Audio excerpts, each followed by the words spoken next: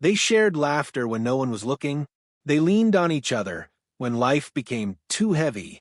Yet beneath the charm, the fame, and the carefully controlled smiles, there was a silence, one that carried heartbreak, pride, misunderstanding, and regret. For decades, Elton John guarded the truth about the friendship that shaped him more than the world ever realized. A friendship with Princess Diana that began with pure spontaneity, nearly collapsed under pressure, and ended with a loss that left him changed forever. This is the story he once held close, and the night that bound them together.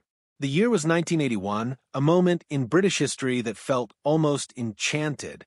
Prince Charles was preparing to marry Diana Spencer, a young nursery school assistant who had suddenly become the world's fascination.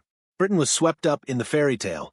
For Elton John, already a global music icon, that same year would mark the beginning of something far more personal, a friendship that would alter the course of his life. By then, Elton was already well known within certain royal circles. The Queen Mother adored his music. Princess Margaret, ever the rebellious spirit of the family, frequently invited him to intimate evenings at Kensington Palace. He played for aristocrats, dined with dukes, and even endured Prince Philip's dry humor. Philip once joked that Elton's bright yellow Aston Martin looked like it belonged in a children's cartoon rather than at Windsor. Yet despite all the privilege and glamour, Elton had never felt he truly belonged. He was the flamboyant outsider, the musician whose sequined suits and emotional transparency clashed with the stiff upper lip of the British elite.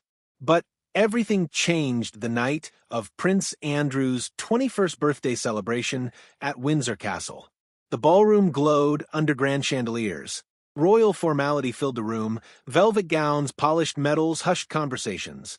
Elton had been seated at the piano, playing quietly as guests flowed like a tide across the marble floor. He later admitted he felt nervous and oddly out of place, as though everyone else glided with ease while he simply hoped no one noticed his discomfort. Then he saw her.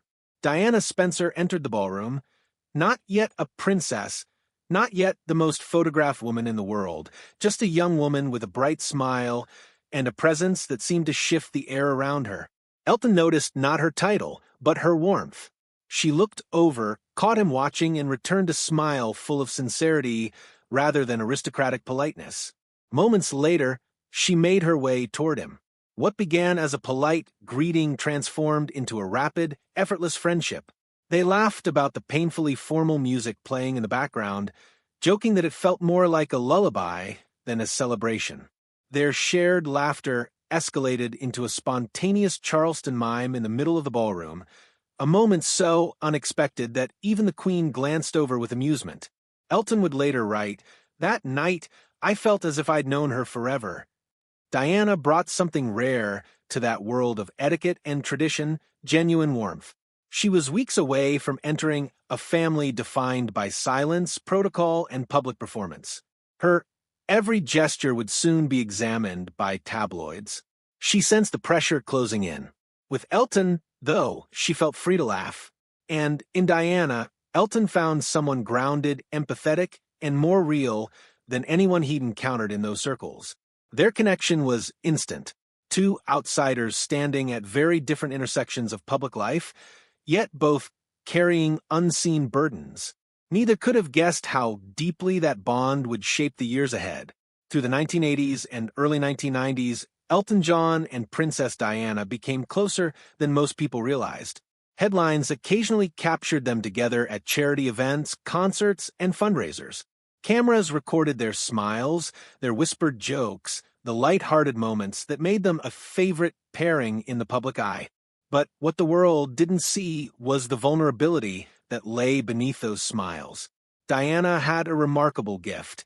She could make anyone feel comfortable, whether a celebrity, a patient, or a world leader. Yet she herself wrestled constantly with pressure, loneliness, and the suffocating expectations of royal life. Inside Kensington Palace, her marriage to Prince Charles deteriorated. Rumors of infidelity shadowed everything she did.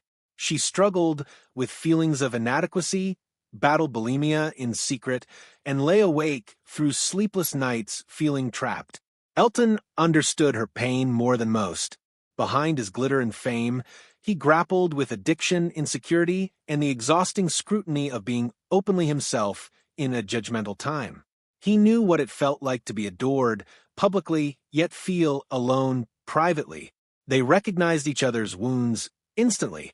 Their friendship became a place of refuge, away from flashbulbs, away from expectations. Diana would attend Elton's charity events, especially those supporting AIDS awareness. At a time when society feared the disease, she became one of the first public figures to touch AIDS patients without gloves. Elton always said that moment changed everything for the public perception of AIDS. It proved she led with compassion, not reputation. There were joyful moments, too. Diana's sense of humor was sharp and mischievous. She teased Elton about his outlandish stage outfits. He laughed at her eye rolls directed at royal snobbery. They shared a love of gossip, inside jokes, and the kind of laughter that lightened the heaviest days. One evening, at a private dinner party in London, both Richard Gere and Sylvester Stallone found themselves completely captivated by her. Elton recalled that the situation nearly escalated into a fight as the two actors competed for her attention. She could bring Hollywood to its knees, he later joked. Yet, even Diana's magnetism couldn't erase her struggles. Behind the glamour and charm, she felt fragile and often unloved. Elton would visit her simply to listen, offering comfort without cameras or expectations. But as fame intensified and royal politics grew more complex, pressures mounted on both sides. Their friendship remained strong, until the moment misunderstanding disrupted everything. By 1996, Diana and Elton's friendship had become a favorite subject of tabloids, though very few understood its depth. They had supported each other through heartbreak, stood together during charity efforts, and shared an unspoken trust that made their bond feel more like family. Then a single decision changed everything. Elton had been working on a coffee table book of rock photography to raise money for an AIDS foundation. The project featured a collection of bold, artistic images, some of them including semi-nude male models. Diana had graciously agreed to write the foreword, a gesture that meant the world to Elton. Her involvement symbolized courage and compassion for a cause often dismissed or stigmatized. Then, without any warning, a letter arrived from Diana's office. It explained, politely but firmly, that she could no longer participate. Elton was stunned. It wasn't just disappointment. It felt personal. He later learned that royal advisors had objected to her association with the imagery in the book. To them, it was inappropriate for a royal figure. To Elton, it felt like rejection from someone he trusted. Feeling hurt, he let her know. Diana, already under extraordinary pressure, responded with a sharply worded letter he later described as cold, blunt, and wounding. After that, silence. For months, they didn't speak. On his side, Elton struggled with pride and pain. Diana was navigating one of the hardest chapters of her life. Her divorce from Prince Charles had been finalized. She had lost her title of Her Royal Highness. The press hounded her relentlessly. Every move she made became fuel for speculation. Elton believed the palace may have pressured her, but he also wondered if she simply wanted to distance herself from others' causes as she tried to rediscover who she was. Whatever the reason, the fracture between them deepened. "We were both too proud," Elton admitted later. Neither reached out. Neither apologized, and time passed with a silence they both regretted. Yet fate had one more moment in store. On July 15, 1997, the world woke to shocking news. Gianni Versace had been murdered outside his Miami home. Versace had been a close friend to both Elton and Diana. His death shook them deeply. At the funeral in Milan, Elton sat grieving, eyes heavy. It had been months since he'd last spoken to Diana. The rift still lingered. Then she approached him. Diana reached for his hand and whispered, "I'm so sorry. It was silly, our falling out. Let's be friends again." The simplicity of the words struck him harder than any formal apology could have. She didn't speak with royal distance. She spoke as someone who cared, who wanted healing, who missed him. In true Diana fashion, she eased the tension with humor. Elton recalled that in the exact moment she offered comfort, she also muttered, God, I'd love Apollo. They laughed softly, a fragile yet genuine reconnection. They made plans to see each other again. Neither knew they were standing at the edge of their last moment together. Just 6 weeks later, everything would change. In the early hours of August 31st, 1997, Elton John was awakened by the sound of his fax machine. A message had come through. So sorry to hear about this awful news. Confused, he turned on the television. What he saw took the breath from him.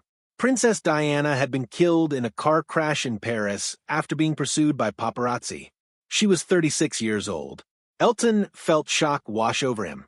Just weeks earlier, they had been reunited at Versace's funeral. Now she was gone. The Spencer family asked Elton to perform at her funeral. With Bernie Taupin, he rewrote the lyrics of Candle in the Wind, a song originally dedicated to Marilyn Monroe. The new version began with the line, "Goodbye, England's Rose." On September 6, 1997, he sat at the piano inside Westminster Abbey. Millions watched around the world.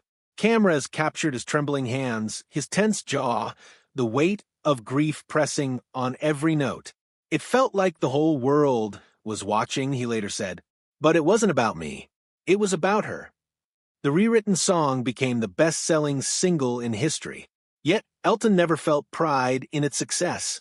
To him, it was not a triumph. It was a memorial.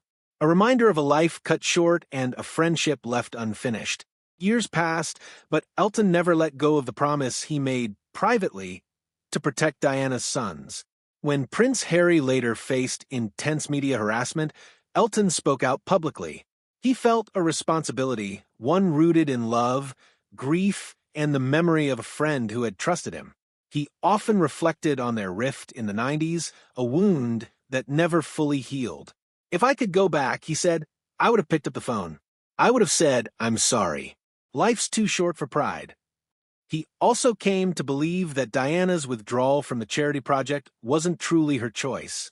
Palace pressures likely influenced her. She was surrounded by forces that shaped her life in ways the public never saw. Their friendship was unlike any other, a royal icon and a world-famous musician connected through loneliness, laughter, and the desire to be understood. Diana showed the world her courage and compassion. Elton rediscovered purpose through her influence, becoming one of the most recognized voices in humanitarian and AIDS advocacy. Even today, when he sits at the piano and the room falls silent, he sometimes senses her presence in that quiet space between notes, the echo of her laughter, the memory of her warmth. He once said, "She proved that kindness and honesty can exist in a world built on image.